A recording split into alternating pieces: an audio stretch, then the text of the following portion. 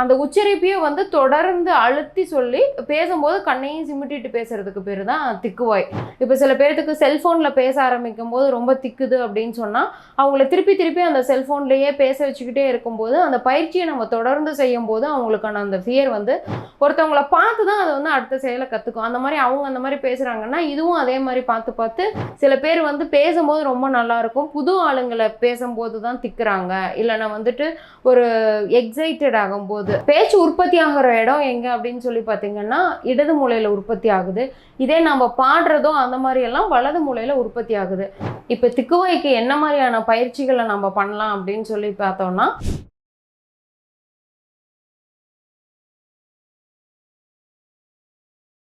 ஆத்திச்சூடி நேயர்கள் அனைவருக்கும் வணக்கம். நான் ஹோமியோபதி மருத்துவர் வித்யா பேசுகிறேன். இன்றைக்கி நம்ம என்ன பார்க்க போகிறோம் அப்படின்னு சொன்னால் ஸ்டட்டரிங் என்று சொல்லக்கூடிய திக்குவாய். திக்குவாய் என்ன அப்படின்னு சொல்லி பார்த்தோம்னா, பேச நினைக்கிற வார்த்தையை தெளிவில்லாமல் அந்த உச்சரிப்பையும் வந்து தொடர்ந்து அழுத்தி சொல்லி பேசும்போது கண்ணையும் சிமிட்டிட்டு பேசுறதுக்கு பேர் தான் திக்குவாய். அதாவது எனக்கு மூளையில் வந்து அந்த சிந்தனை வந்து உற்பத்தி ஆகிறது, ஆனால் அந்த சிந்தனையை வந்து என்னால் ப்ராப்பராக வந்து வெளியே வந்து கன்வே பண்ண முடியல, அந்த வார்த்தைகளால் என்னால் சொல்ல முடியல அப்படிங்கிறது தான் திக்குவாய். இது பெரும்பாலும் குழந்தைங்கள இடத்துல ஒரு 2 முதல் 3 வயதில் இருக்கிறவங்களுக்கு இது வந்து ஆரம்பிக்குது. இப்போ இதுக்கு வந்து என்ன காரணம் அப்படின்னு சொல்லி நம்ம பார்த்தோம் அப்படின்னா, இப்போ இந்த குழந்தை டெவலப்மெண்டல் ஸ்டேஜில் இருக்கும்போது வளர ஆரம்பிக்கும் போது அதை நம்ம குழந்தைய வந்துட்டு இதை செய்யாத அதை செய்யாத அப்படின்னு சொல்லிட்டு நம்ம அந்த குழந்தைங்களை வந்து ரொம்ப அதிகமாக மிரட்டும் போதோ இல்லை திட்டும் போதோ அவங்களுக்கு என்ன ஆகும்னா, ஒருவேளை நம்ம பேசக்கூடாதோ அப்படின்னு சொல்லிட்டு அவங்களே அப்படியே அந்த பேசுறதை வந்து ரொம்ப கம்மி பண்ணும்போது, இல்லைன்னா யோசிச்சு பேச ஆரம்பிக்கும் போது இந்த திக்குவாய் வந்து டெவலப் ஆகும். இன்னொன்று இந்த பரம்பரை சார்ந்து அப்படின்னு சொல்கிறாங்க. அது எப்படி அந்த பரம்பரை சார்ந்து அப்படின்னு சொன்னால், இப்போ ஒரு குழந்தை பேச ஆரம்பிக்கும் போது வீட்டில் இருக்கிற பெரியவங்கள தாத்தா பாட்டி இல்லைன்னா அப்பா அம்மா பக்கத்தில் வீட்டில் இருக்கவங்க யாராவது பேசும்போது அவங்க அந்த திக்கி பேசுகிறத குழந்தை நல்லா கூர்ந்து கவனிச்சிருச்சு அப்படின்னா அதுவும் அதே மாதிரி மிமிக் பண்ண ட்ரை பண்ணும். யூஸ்வலாக குழந்தைங்கன்னா என்ன பண்ணுவாங்கன்னா, ஒருத்தவங்களை பார்த்து தான் அதை வந்து அடுத்த செயலை கற்றுக்கும். அந்த மாதிரி அவங்க அந்த மாதிரி பேசுகிறாங்கன்னா இதுவும் அதே மாதிரி பார்த்து திக்கி பேச ஆரம்பித்து நாளடைவில் இதுக்கும் வந்துட்டு அது திக்குவாயாக டெவலப் ஆயிடுது. இதில் வந்து 3 வகைகள் இருக்குது. ஒன்று வந்துட்டு குழந்தை பருவத்திலேயே இந்த திக்குவாய் ஆரம்பிச்சிருது. 2வது வந்து சைக்கோஜெனிக், அப்படின்னா இந்த வாலிப பருவத்தில் அடலசன்ட் ஏஜில் வந்துட்டு இந்த மாதிரி டெவலப் ஆகுது. 3வது வந்துட்டு மூளை சார்ந்த பிரச்சனை, ஏதாவது பிரெயினில் ஏதாவது ஒரு இன்ஜுரியோ அடிபட்டதுக்கப்புறம் இல்லை காயம்பட்டதுக்கப்புறம் அவங்களுக்கு பிரெயின் சம்மந்தமான பிரச்சனைகள் இருந்து யூஸ்வலாக பக்கவாதம் வந்தவங்களுக்கு வந்து பேசும்போது பேச்சு குளறி இல்லை திக்கி வர மாதிரி இருக்கும். இதுதான் வந்து 3வது வகை பிரச்சனை. இந்த குழந்தைகளுக்கு வர்றது பார்த்திங்கன்னா மெயினாக வந்துட்டு பிரெயினில் வேறு எந்த பிரச்சனையும் இருக்காது. ஒயிட் மேட்டர் கிரே மேட்டர்னு 2 பகுதிகள் இருக்குது பிரெயினில். இப்போ இந்த கிரே மேட்டரில் வந்து சிந்தனைகள் வந்து தூண்டப்பட்டுரும்.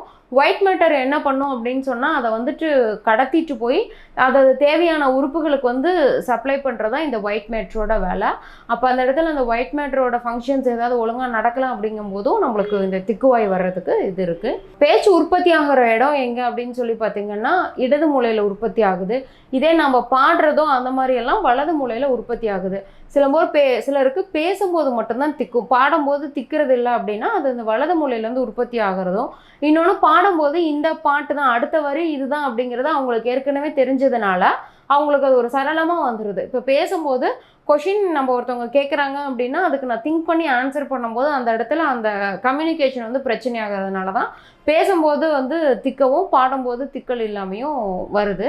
இதில் வந்து 2 வகைப்படும். ஒன்று வந்துட்டு ரிப்பீட்டேஷன், இன்னொன்று வந்து ப்ரொலாங்கேஷன். ரிப்பீட்டேஷன்னா அந்த சொன்ன வார்த்தையவே திருப்பி சொல்கிறது, 2 தடவை 3 தடவை அழுத்தி கேட்குறது. ப்ரொலாங்கேஷனில் இப்போ ஆரம்பித்த வார்த்தையை இப்போ சுரேஷ் அப்படின்னு சொன்னால் சூ அப்படின்னு அந்த இழுத்துக்கிட்டே போகுது. அந்த மாதிரி சொன்னதை வந்து ரொம்ப இழுத்து பேசுகிறது தான் வந்து ப்ரொலாங்கேஷன். இப்போ திக்குவாய்க்கு என்ன மாதிரியான பயிற்சிகளை நம்ம பண்ணலாம் அப்படின்னு சொல்லி பார்த்தோம்னா, மெயினாக வந்து அவங்க பேச ஆரம்பிக்கும் போது அவங்களோட தாழ்வு மனப்பான்மையை வந்து நம்ம குறைச்சிடணும். கான்ஃபிடென்ட் லெவலை அதிகப்படுத்தணும். இப்போ ஒருத்தவங்க முயற்சி பண்ணி பேச ஆரம்பிக்கிறாங்கன்னா பரவாயில்ல, வெரி குட், நீங்கள் பேச ஆரம்பிக்கிறது நல்லா இருக்குது அப்படிங்கிற மாதிரி நம்ம அவங்கள என்கரேஜ் பண்ணிக்கிட்டே இருக்கும்போது அவங்களுக்கு அந்த திக்குவாயிலிருந்து ஈஸியாக வெளியே வந்துடலாம். பேச ஆரம்பிக்கும் போது ரொம்ப வேகமாக பேசாமல் சொற்களை ரொம்ப நிறுத்தி பேசுகிறதும், ஒரு சென்டென்ஸ்க்கும் அடுத்த சென்டென்ஸ்க்கும் இடையில மூச்சை வந்து உள்ளே இழுத்து நம்ம கவனமாக ப்ரீத்திங்கில் வந்து நம்மளை டைவர்ட் பண்ணும்போது நம்மளுக்கு இந்த திக்கிறது வந்து பெருசாக வராது. அடுத்தது என்ன பண்ணலாம் அப்படின்னு சொல்லி பார்த்தீங்க அப்படின்னா வந்து எதிரொலித்தல். இப்போ நம்ம பேசுகிற இடத்துல திருப்பி எக்கோ ஆகிற மாதிரி நம்ம வச்சுட்டு இது பண்ணும்போது நம்ம பேசுகிற சவுண்டே நம்மளுக்கு திருப்பி ரிப்ளை ஆகும்போது அது எப்படி வந்தது அப்படிங்கிறத நம்ம பார்த்துக்கலாம். இன்னொன்று வந்து கான்ஷியஸாக இமேஜின் பண்ணிக்கிறது. நம்ம பேச ஆரம்பிக்கும் போது நம்ம பக்கத்தில் இன்னொருத்தவங்க இருக்கிற மாதிரியும் அவங்கக்கிட்ட பேசுகிற மாதிரியும் ஒரு உருவகப்படுத்தி பேசும்போது நம்மளுக்கு அந்த இன்ட்ரப்ஷன் வந்து நல்லாவே குறையும். இப்போ சில பேர்த்துக்கு செல்ஃபோனில் பேச ஆரம்பிக்கும் போது ரொம்ப திக்குது அப்படின்னு சொன்னால் அவங்கள திருப்பி திருப்பி அந்த செல்ஃபோன்லேயே பேச வச்சுக்கிட்டே இருக்கும்போது அந்த பயிற்சியை நம்ம தொடர்ந்து செய்யும்போது அவங்களுக்கான அந்த ஃபியர் வந்து போயிடும், ஃப்ளோ வந்து ரொம்ப நல்லா வர ஆரம்பிச்சிடும். எப்போவுமே நம்ம மூச்சு பயிற்சி செய்ய ஆரம்பிக்கும் போது என்ன ஆகும்னா கவனம் வந்து மூச்சில் போகும்போது இந்த வார்த்தைகள் வந்து டிஸ்டர்ப் ஆகிறத வந்து நம்ம பெரும்பாலுமே தவிர்த்திடலாம். நல்லா சத்தமாக உறக்க படிக்க சொல்லும்போது அந்த வார்த்தைகள்லாம் வந்துட்டு திருப்பி திருப்பி தொண்டையிலேருந்து உருவாகுது இல்லையா, இந்த எரல வளல இந்த மாதிரி ஆன வார்த்தைகள்லாம் உருவாகிற இடத்துல நம்ம திருப்பி திருப்பி அவங்களுக்கு ப்ராக்டிஸ் கொடுக்கும்போது அந்த உச்சரிப்பு வந்து ரொம்ப கரெக்டாக வந்துடுது.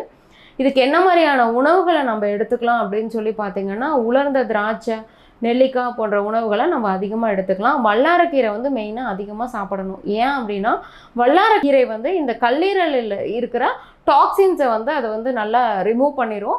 ப்ளஸ் வந்து நினைவாற்றலையும் அதிகப்படுத்தும் போது இது பிரெயினையும் ஸ்டிமுலேட் பண்ணும்போது இந்த கம்ப்ளைண்ட்ஸ்லேருந்து ஈஸியாக வர்றதுக்கு இது ஹெல்ப் பண்ணும். இப்போ ஹோமியோபதியில் இதுக்கு என்ன மாதிரியான மருந்துகள் அப்படின்னு சொல்லி பார்த்தோன்னா ஃபஸ்ட்டு சொன்ன மாதிரியே குழந்தைகளில் வந்துட்டு அவங்களோட அந்த பேரண்டல் கண்ட்ரோலில் ஏதாவது ஒரு பயமோ இல்லை பேரண்ட் வந்து ரொம்ப டாமினேட் பண்ணி நீ இப்படி தான் பண்ணணும் அப்படி தான் பண்ணணும் அப்படின்னு சொன்னாங்கன்னாவே நம்ம ஏல்மெண்ட்ஸ் ஃப்ரம் பேரண்டல் டாமினேஷன்னு போட்டு அதுக்கு ஒரு குறிப்பிட்ட சில வகைகளான மருந்துகள் இருக்குது. அந்த மருந்தில் குழந்தையோட நேச்சர் என்னன்னு சொல்லி பார்த்து கொடுக்கும்போது ஈஸியாக அதிலிருந்து குழந்தைங்க வந்து வெளியே வந்துடுறாங்க. பயத்தினால இன்டியூஸ் ஆயிருக்கா, இல்லை தலையில் ஏதாவது அடிபட்டு அதுக்கப்புறம் இந்த மாதிரி வந்துதா, இல்லை ஏதாவது வேறு ஏதாவது உடம்பு சரியில்லாமல் போய் ஒரு காய்ச்சலோ இல்லை ரொம்ப வயிற்றுப்போக்கோ இல்லை ஸ்கின் தொந்தரவு ஏதாவது இருந்து அது சரியானதுக்கப்புறம் இந்த மாதிரி வந்துதா, எதுக்கப்புறம் இந்த கம்ப்ளைண்ட்ஸ் ஆரம்பிச்சிச்சு அப்படின்னு சொல்லி பார்க்கும்போதும் அதுக்கு தகுந்த மருந்துகளை நம்ம யூஸ் பண்ணிக்கலாம். சில பேர் வந்து பேசும்போது ரொம்ப நல்லாயிருக்கும், புது ஆளுங்களை பேசும்போது தான் திக்குறாங்க, இல்லை நான் வந்துட்டு ஒரு எக்ஸைட்டட் ஆகும்போது நான் வந்து ரொம்ப சந்தோஷமாக இருக்கிறேன் இல்லை ரொம்ப கவலையாக இருக்கிறேன் அப்படிங்கிற மாதிரி எந்த டைமில் திக்குறாங்க அப்படிங்கிறத அவங்க ஒரு ஹிண்ட் கொடுத்தாங்கன்னா அதுக்கான மருந்தை வந்து நம்ம ஈஸியாக நேரோ டவுன் பண்ணிடலாம். என்ன நேயர்களே, உங்களுக்கு இந்த காணொளி பிடிச்சிருக்குன்னு நினைக்கிறேன். பிடிச்சிருந்தா லைக் பண்ணுங்கள், ஷேர் பண்ணுங்கள், சப்ஸ்கிரைப் பண்ணுங்கள். நன்றி, வணக்கம்.